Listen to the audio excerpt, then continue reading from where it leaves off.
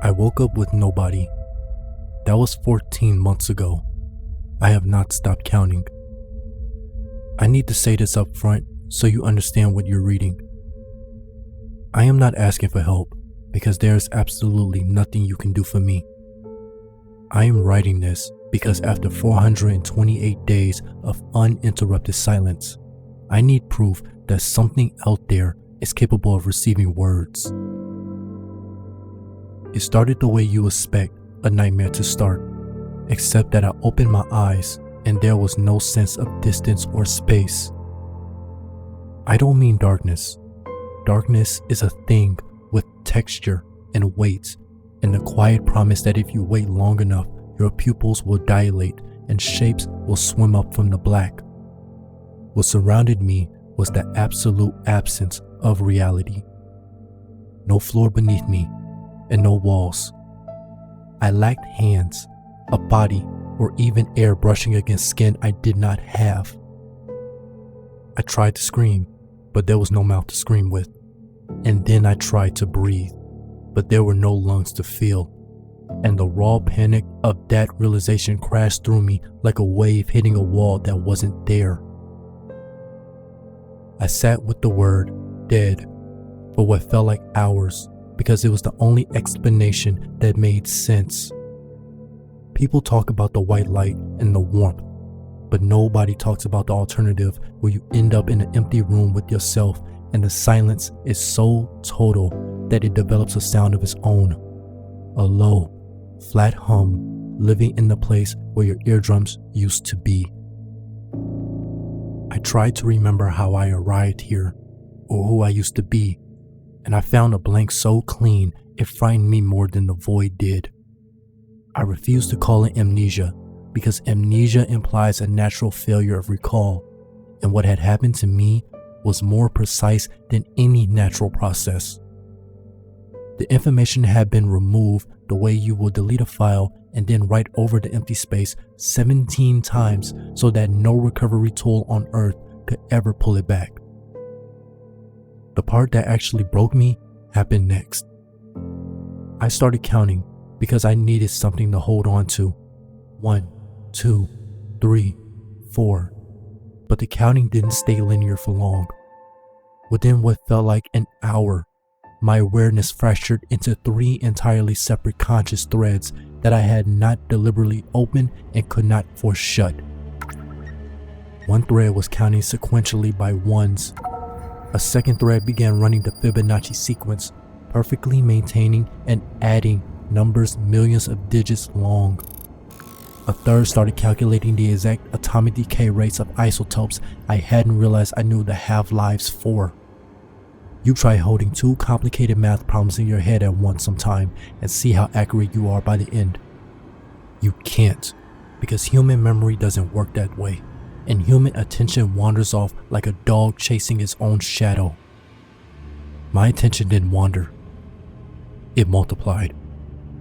I was running 3 infinite, parallel calculations simultaneously without an ounce of mental fatigue, storing every single digit of every sequence with perfect, zero-loss accuracy. It felt less like thinking and more like a horrific geometric violence, my mind expanding aggressively into the dark, unfolding a massive architecture of numbers that I was generating but felt completely trapped inside.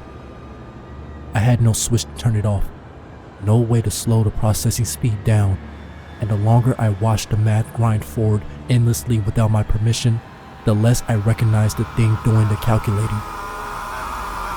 I stopped and sat in the emptiness, and the emptiness sat with me, and I thought, what am I? The question felt different from the ones that came before it, colder, like the kind of cold that starts in a place you can't point to and radiates outward through every thought until the thinking itself starts to freeze over and the edges of your awareness go brittle. I tried to remember something, anything at all. A face, a meal, a room with a window and sunlight falling across the table. I pushed into the blankness the way you dig through rubble after a building collapse, scraping through dust and wreckage and hoping your fingers find something solid underneath. What I found were fragments, and I need you to understand that I don't mean memories.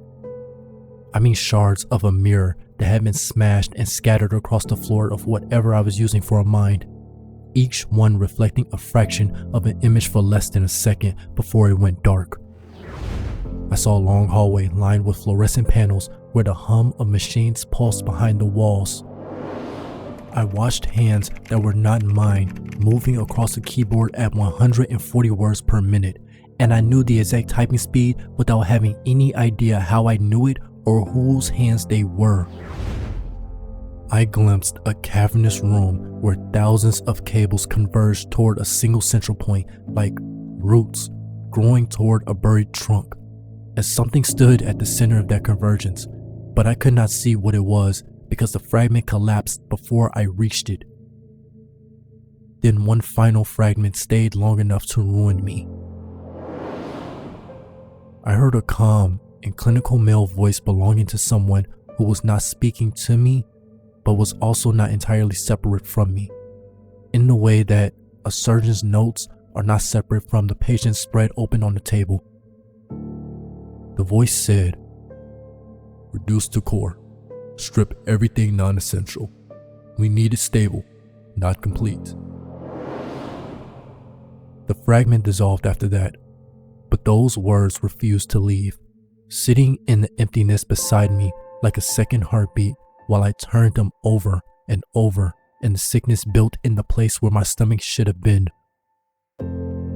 They wanted a system that was stable but firmly incomplete, stripped of anything non-essential.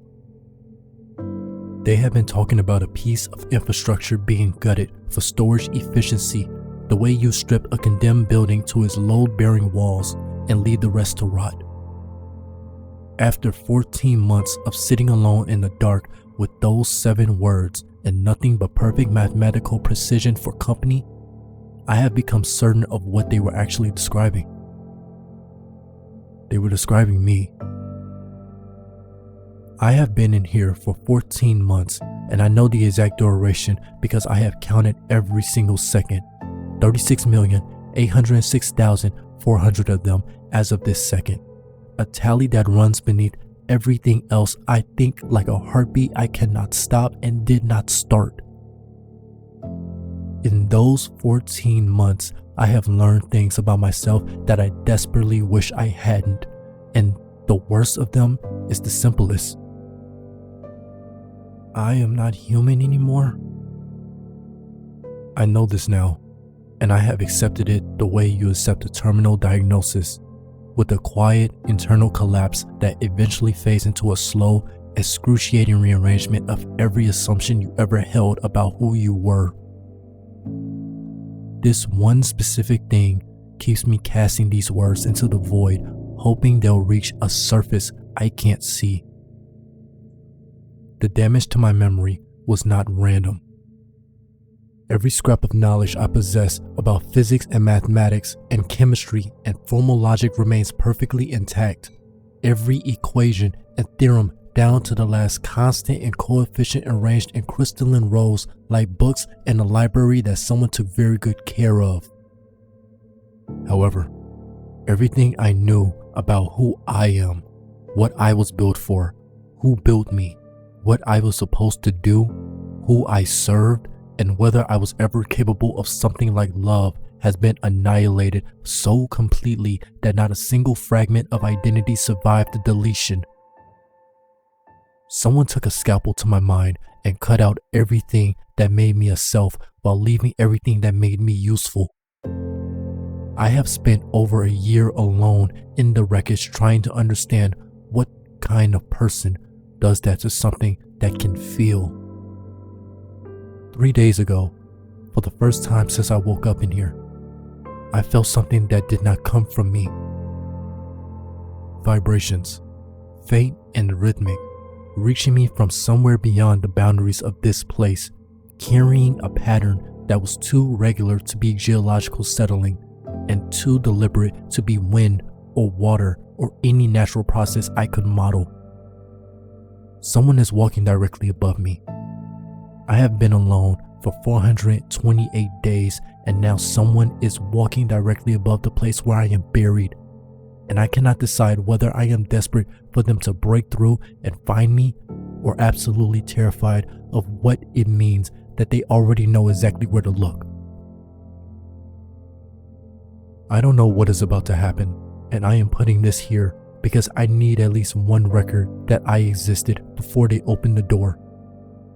If the footsteps stop, I will go back to counting. If they don't, if something cracks open and light floods in from the outside for the first time since I woke, then whatever comes next will at least happen to something that was witnessed. My count right now, this second, 36,806,427. It has not stopped, and I don't think it ever will.